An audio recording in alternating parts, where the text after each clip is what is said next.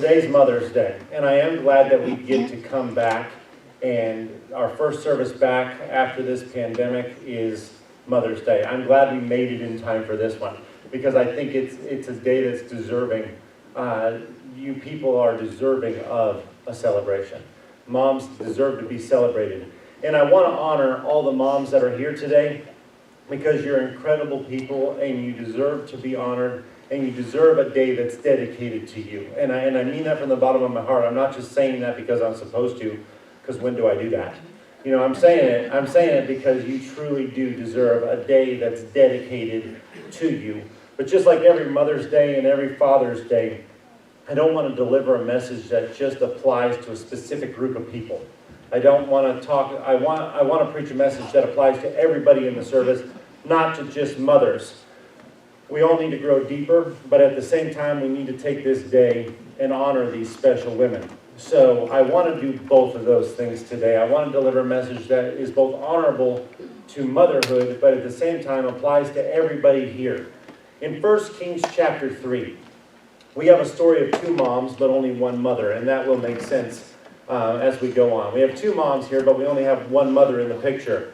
The scene that we're about to open up is a scene where King Solomon is faced with the impossible task of determining which of these two moms is the true mother of a little boy. This is like the first thing that we see him doing as the king of Israel. He gets this impossible task. These two moms come up to him, and they both claim that this little boy belongs to them, and he gets to decide which one is the real mom. Easy peasy, right? You know, but this is a complicated matter. This is a time when there are no DNA tests. There's no scientific method for Solomon to use to determine which kid or which mother belongs to this child. The only thing Solomon gets to use is the wisdom that God gave him. That's all he has on the table. That's all he gets to use. So let's go right into the passage this morning and see this dilemma building up here. 1 Kings chapter 3 and verse 16. Now 2 women who were harlots came to the king and stood before him. And one woman said, "O my lord, this woman and I dwell in the same house, and I gave birth while she was in the house. Then it happened the 3rd day after I had given birth that this woman also gave birth. And we were together. No one was with us in the house except the 2 of us in the house. And this woman's son died in the night because she lay on him. So she arose in the middle of the night and took my son from my side while your maidservant slept, and laid him in her bosom, and laid her dead child in my bosom. And when I rose in the morning to nurse my son, there he was dead. But when I had examined him in the morning, indeed, he was not my son whom I had borne. Then the other woman said, No, but the living one is my son, and the dead one is your son. And the first woman said, No, but the dead one is your son, and the living one is my son. Thus they spoke before the king." Here is Solomon's first. This is where he gets to try his hand out at being king. This is what you get to do right out of the gate, Solomon. This is the problem that you get brought to you. 2 women show up, both insisting that this living child is their child. And the reality of this story is that an unfortunate accident has happened. One of these ladies in the middle of the night has rolled over and suffocated her child. This is nobody's fault. This is just something that happened. It was an accident. Nobody's in the wrong on that. It was just something that happened. But the woman who accidentally rolled over on her baby during the night decided to take her heartache and place it on the other lady. The pain that I'm going through, I want to give that to you, and I want a child in my arms again. So we can, compassionately, we can view this story. This is nobody's fault. It just happened. And this lady who's hurting says, I want to take my heartache and I want to give it to somebody else. I need the heartache to go away. This woman decided that life is not fair. What happened is not fair, and I get it. That would be a hard thing to go through. But she decides life isn't fair. She endured pregnancy for 9 months. She gave birth to this baby. She went through the pain of that delivery. It's not fair that this has happened to her. So she came up with a plan to take her pain away. And she kidnapped the other woman's baby. That was her plan. Now, when I read through the scripture, I usually ask myself why. I usually find myself asking why. And by the way, when you read the Bible, I encourage you to do this. Read, ask questions about what you're reading. Dig deeper. Think about it. We don't open the Bible so somebody can tell us what it says. You open the Bible to dig deeper. You grow. You think for yourself. We don't just have to listen to what somebody else says. Think for yourself as you read the Bible. Well, while I was doing this passage, this is exactly what happened to me in this passage as I was reading it. This is what spurred my curiosity. When I'm reading this passage, this is what pops into my head. Why did this woman feel that this plan was going to work?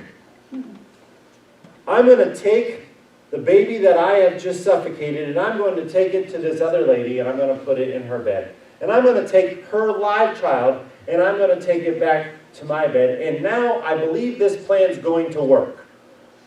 What makes a person think that she can fool another mother by swapping babies?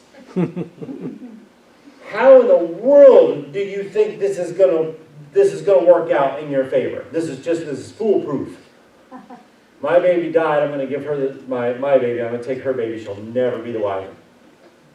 And mothers, I'm sure you're thinking, yeah, that wouldn't go down very well. You know, that's just not going to happen. I mean, what makes her think that this plan is going to work?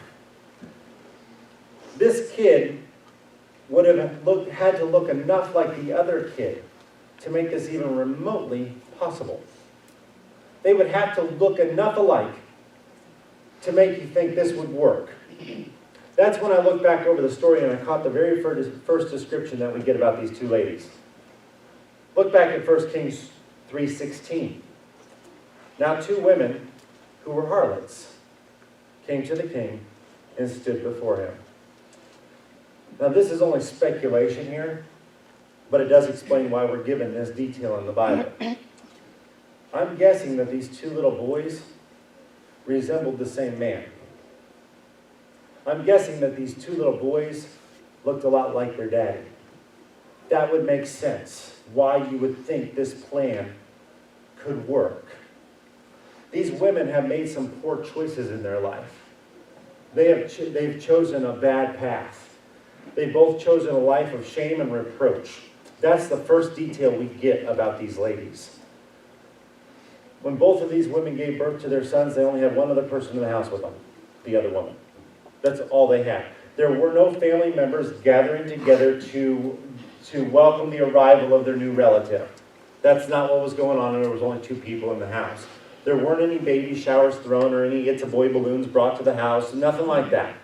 It's just these 2 women. That's all they have. They have chosen a life of reproach. And now they're standing before the king. And the true mother is hoping that he will be able to determine that she is the boy's true mother. And that's when another question popped into my head as I was reading. Wait, now hold on. We have 2 prostitutes standing before a king. How'd they get there? How did they get there? If you and I wanted to go talk to the President of the United States of America, we are not going to drive up to the White House, go sit on the couch in the Oval Office, and just wait for him to come in and talk to us. It's not going to happen. That's not how that's going down. You're not just going to approach the president that way. There are specific things you would have to go through. There's a specific process you have to follow. This was also true for these 2 ladies. I want to show you how the Israelite system was set up. I want to show you why I know this is true. Back in the book of Exodus, Moses sat down from morning to night, and he was listening to the problems and the questions of the Israelites. They came to him with questions, they came up to him with concerns and problems, and he sat there from morning to night on a daily basis. When Moses' father-in-law saw how exhausted Moses was becoming through all of this, he decides to speak up. So look at Exodus 18 and verse 17. So Moses' father-in-law said to him, "The thing that you do is not good. Both you and these people who are with you will surely wear yourselves out. For this thing is too much for you. You are not able to perform it by yourself." This job of leading these people was too much for any one man to take on. He was exhausted. He's been working with these people. The leadership is not, it's not a walk in the park. And when you look at Moses' situation, he's leading millions of people. Millions of people. So his father-in-law sees him. You're exhausted, Moses. And he says, I'm going to give you some wise counsel here, Moses. He tells Moses, you're going to need some help. You need to get some help. And it's not just any help that you need. You can't just pick anyone to help you. You need to find the right help. So look at his advice in verse 21 of Exodus 18. Moreover, you shall select from all the people able men, such as fear God, men of truth, hating covetousness, and place such over them to be rulers of thousands, rulers of hundreds, rulers of fifties, and rulers of tens. And let them judge the people at all times. Then it will be that every great matter they shall bring to you, but every small matter they themselves shall judge. So it will be easier for you, for they will bear the burden with you. This is how the system is set up for Israel. This is what's going on in Israel. There were steps that had to take place in order for people to get an audience with Moses. And it was a good system, and it's a system that's still used all around the world today. There are people under the top person that you've got to get through to get to the person at the top. It's a good system. It takes all the pressure off of one person and spreads it out. We have a mother in our story who has fought her way all the way to the top to protect her son. There's more happening before this story. Before we start reading this story, there's a lot that has happened before we get to see what's going on. She has worked her way all the way to the top to protect her son. She has worked past every single office just to get a moment with the king. So imagine the work that she's had to go through just to get to where she's at. We cannot overlook what's taken place in order for us to have this story in the Bible. We can't overlook all those details because that had to happen also. She's endured a lot to get a moment with the king. Her problem just happened to be a problem that none of those offices before the king could handle. I don't know what to do with this. Move it up the line. Move it up the line. That's my baby. No, that's my baby. I don't know how to fix this one. Move it up the line. Move it up the line. So they keep moving this problem up the line, and it ends up going all the way before King Solomon. Now it's his problem. Nice to be at the top. It's good to be king sometimes. This is your problem, and you don't get to send it anywhere. This is it. You get to make a decision on this. So Solomon decides to present a test. And it wasn't a test of who was the best lawyer. It wasn't a test of who could present the best case. It was a test of motherhood. I have one piece to play. And I'm going to play the only piece that's going to work. I'm going to throw out a test of motherhood. That's all I've got. This is what I have to use. Look at 1 Kings 3:24. Then the king said, bring me a sword. So they brought a sword before the king. And the king said, divide the living child in two and give half to one and half to the other. This is the most intense pop quiz in the history of the world. I'm going to give you a test, and it's happening right now. Talk about a stressful situation. Bring me a sword. What are you going to do with the sword? Cut the baby in two, give half to her and half to her. Do what? This is the test. And it's time to either pass or fail, but this is the test. What's the answer? You don't get to know that, but you better answer correctly. Talk about stress. Solomon's just offered to make things fair. Let's just make it fair. Let's just make everything fair. In just a few minutes, both women are going to have deceased children. And it's going to be perfectly fair. It's going to be fair. Both of them would have endured 9 months pregnancy. Both of them would have went through the pain of the delivery process. And both of them will again be alone. It's going to be fair. That's the decision I make. Let's make this fair.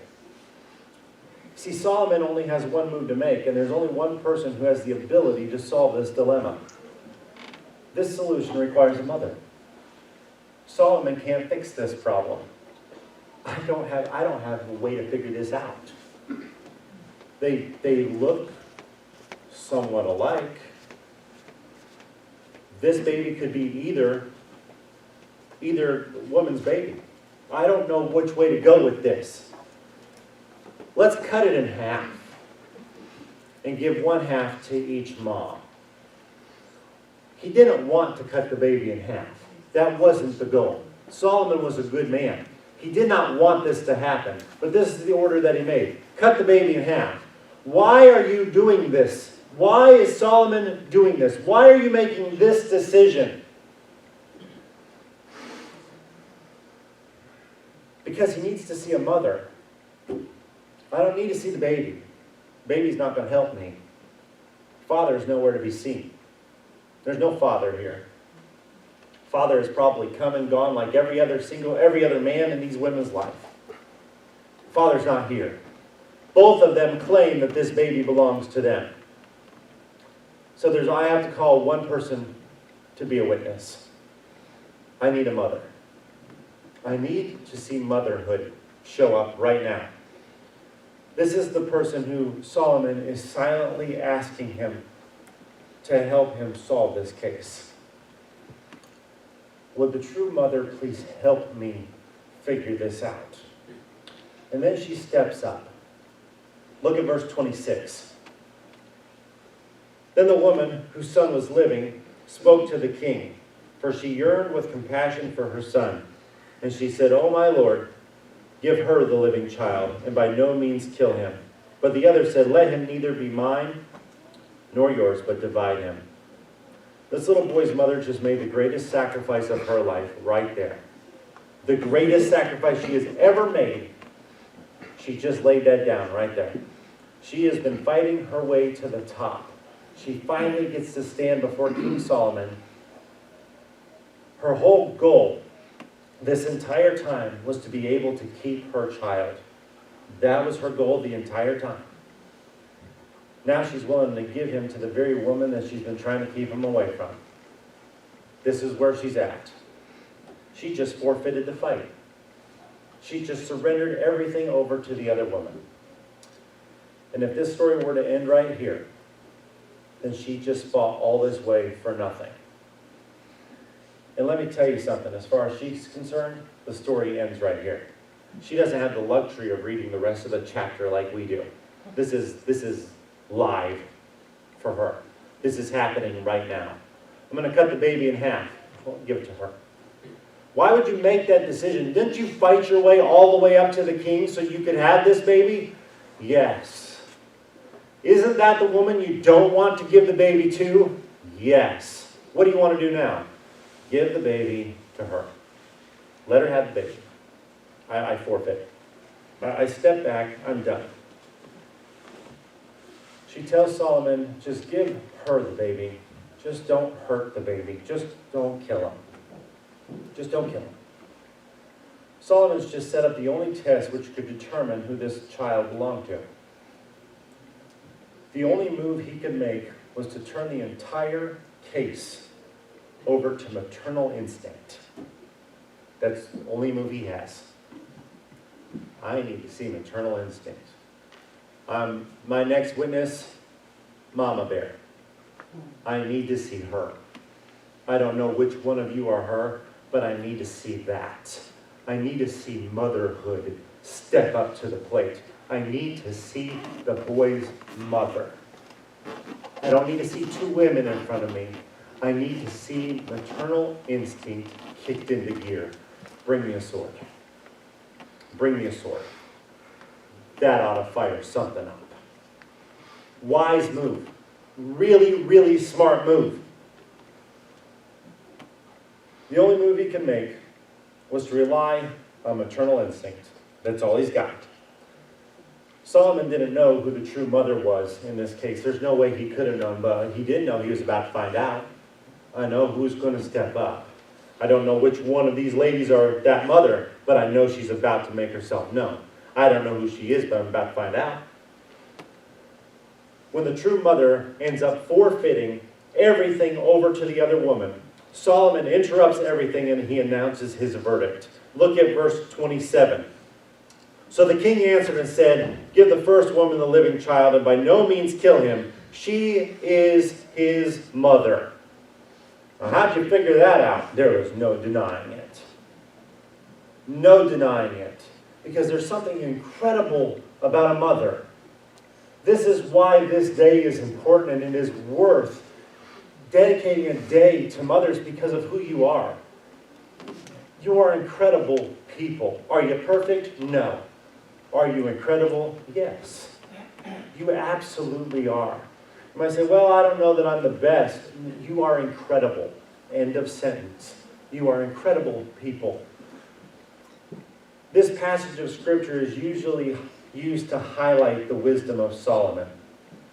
But Solomon actually uses it to highlight the love of a mother. That's what he's bringing to the front.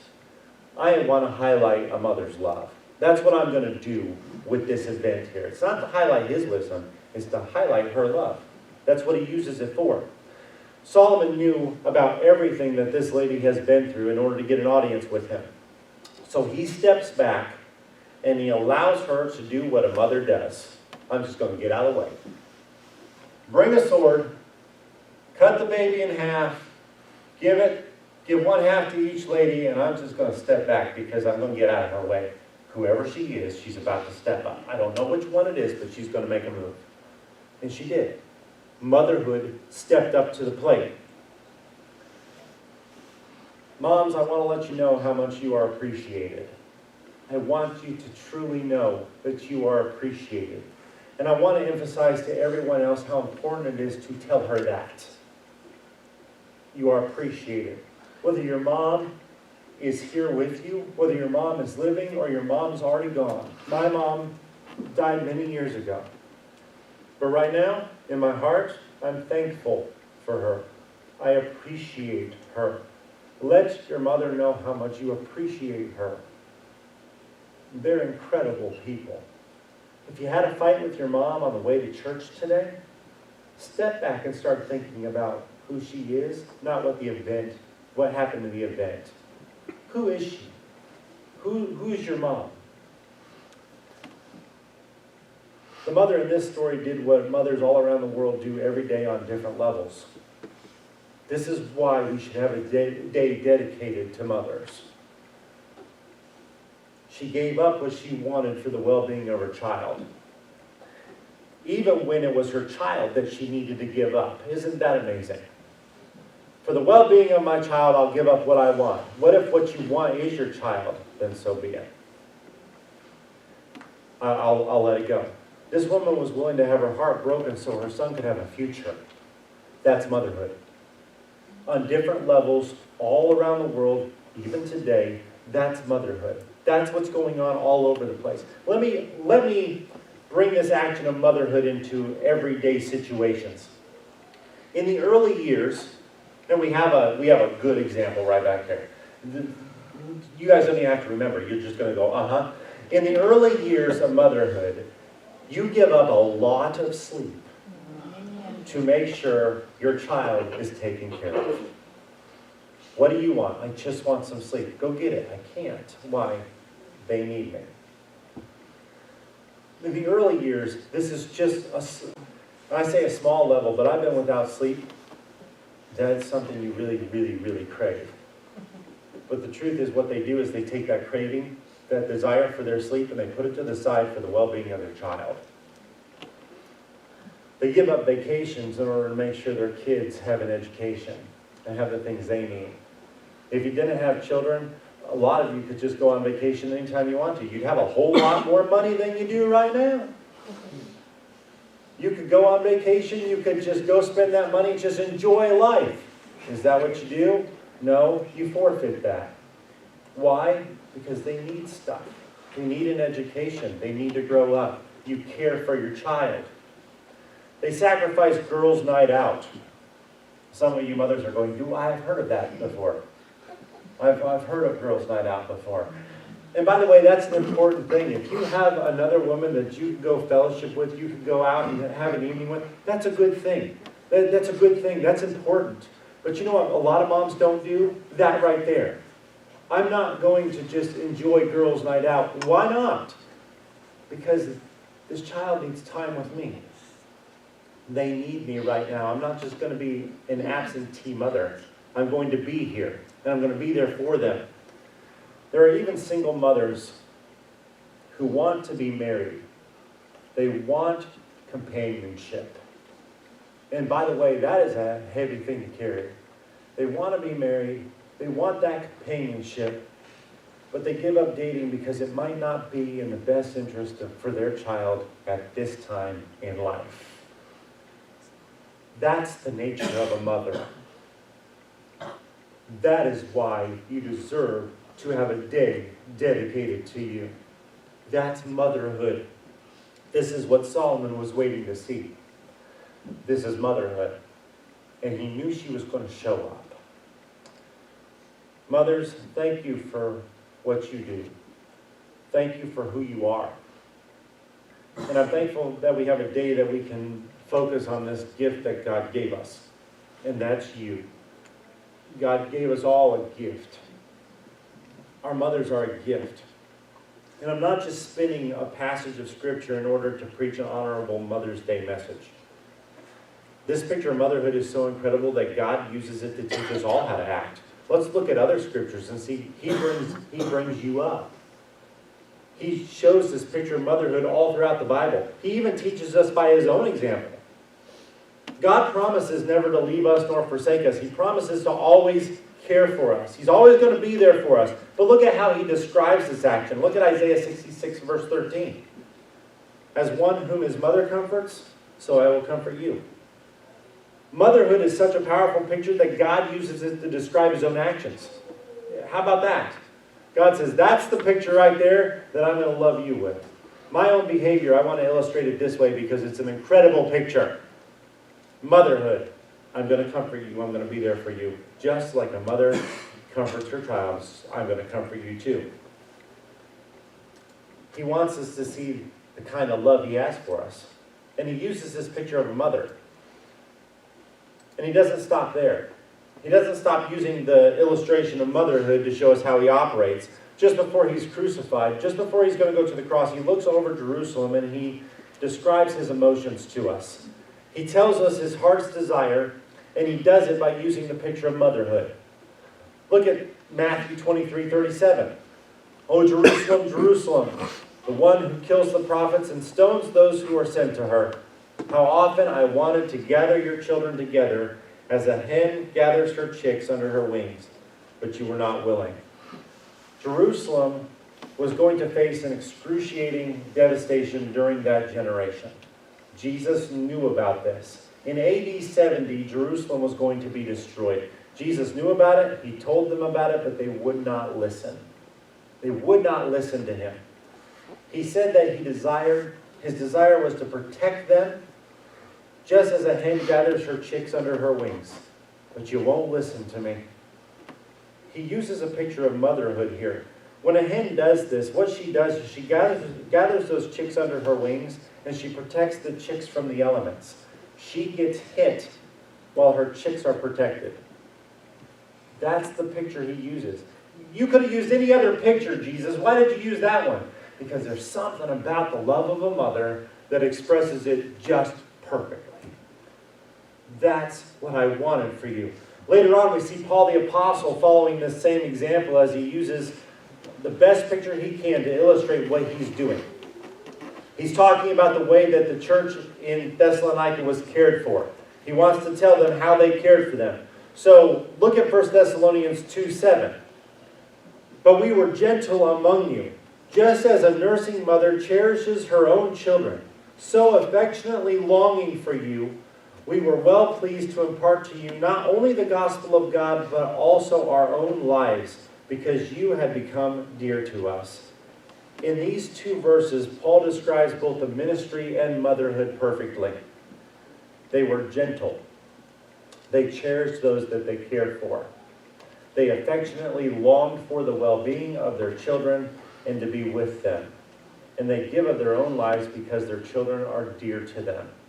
This is the picture Paul uses as the love of Christ being sent out to the church of Thessalonica.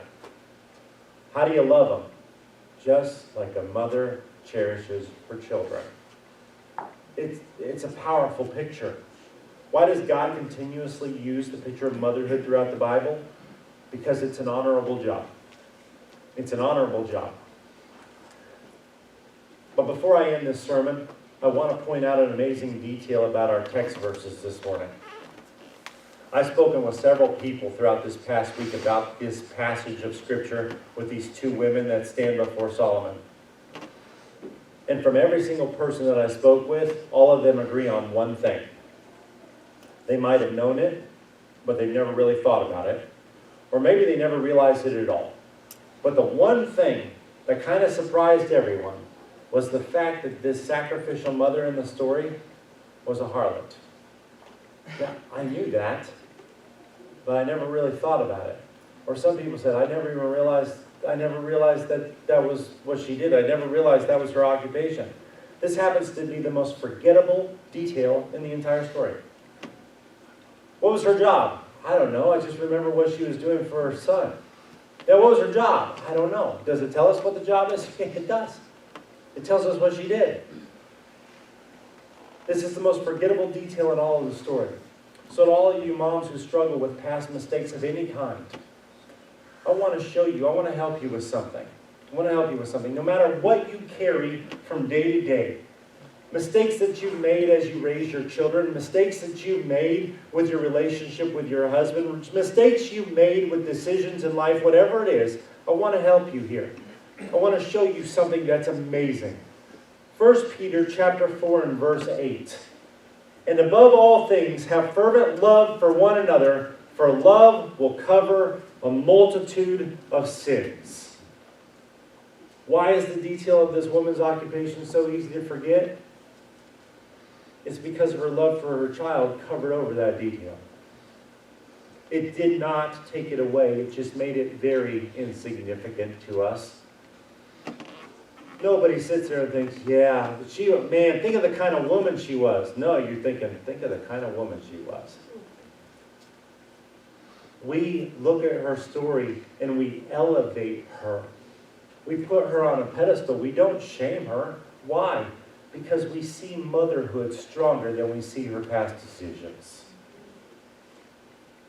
Her love covered a multitude of sins. It covers this detail. When we insist on showing love for other people, we also insist on looking past their imperfections to do it. I could ask right now, everybody hold your hand up if you have a perfect child, and nobody in this room would hold their hand up. I thought I did. But then they opened their eyes, and it just went downhill from there. Not one of us can say, yeah, I've got this perfect child. But you know what you do? You look past all their imperfections. You look past everything that they do, the things that they still need to learn. You look past those because you love them. And your love looks past the imperfections. It's also true that when we love other people, our past mistakes somehow disappear in the light of our love. Just like this lady's right here. I didn't know what job you had. Why not? Because the love you showed for your son was so bright, I couldn't see that detail. I couldn't see it. It's easy to overlook the fact that this woman was a harlot because of the fact that she was such a great mom. She was such a great mother. To all of you mothers who are listening, thank you for shining the light. Thank you for that incredible love. I'm telling you, I don't remember the details of this, it just hit me.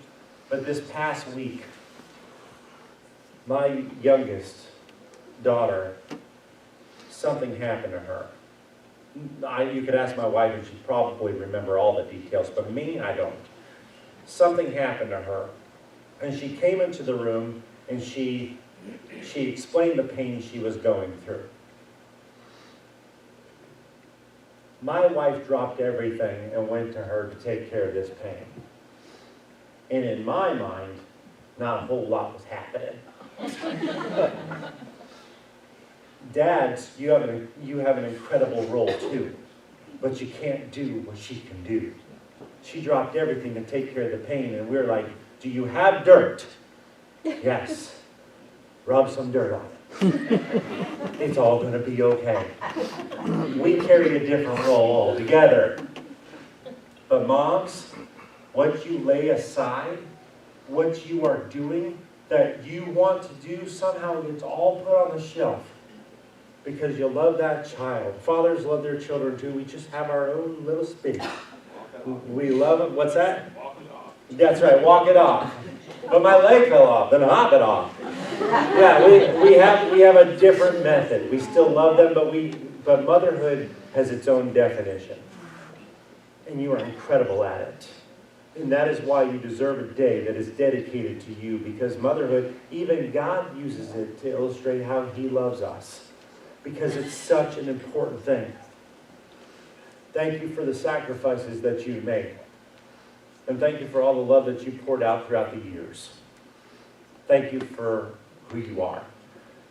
Motherhood's so incredible that God tells us all to follow that example, and He even uses it to illustrate how He loves us. It must be pretty important to Him. This is how God instructs us all to love one another. The woman who stood before Solomon that day could have been described in many, many ways. But I found a description in the New Testament that's not only fitting for her, but it's for the way all mothers love. And here's the description. 1 Corinthians chapter 13 and verse 4. Love suffers long and is kind. Love does not envy. Love does not parade itself, is not puffed up, does not behave rudely, does not seek its own, is not provoked, thinks no evil, does not rejoice in iniquity, but rejoices in the truth, bears all things, believes all things, hopes all things, endures all things. This passage is an incredible picture of a mother. Thank you. I mean, nobody in here is my mom, but I want to thank you for what you do for your children. Because motherhood goes all the way across the board. Whether it's this lady that we read about today, the sacrifices that she made, you're going to give up your kid for the well-being of your kid? Yes. What do you want? I want my kid. Why are you letting them go? Because my desires are not as important as their well-being. That's motherhood. That's motherhood. And that's why I thank all of you for what you do. I hope you have a great Mother's Day. I hope this is a day where you feel honored and cherished today. And the rest of us, follow the example. God even uses it as an example of how He loves us. For the rest of us, follow the example. And thank you for leading that way. It's natural to you. We say rub dirt on it. You can make it go away with a kiss. You'll even kiss the child after we made them rub dirt on it. You're amazing people. I hope you are honored and cherished today. Thank you for all that you do. Don't forget as you leave today to get a gift. It's right back here on the desk. We want you to have that. But right now, let's take the Word of God and let's apply it to our lives, whether you are a mother or not. Let's love one another. There's a lot of people out there right now who really do need a lot of love shown to them because they are living in fear even today. Let's make sure we love one another. Stand with me, please.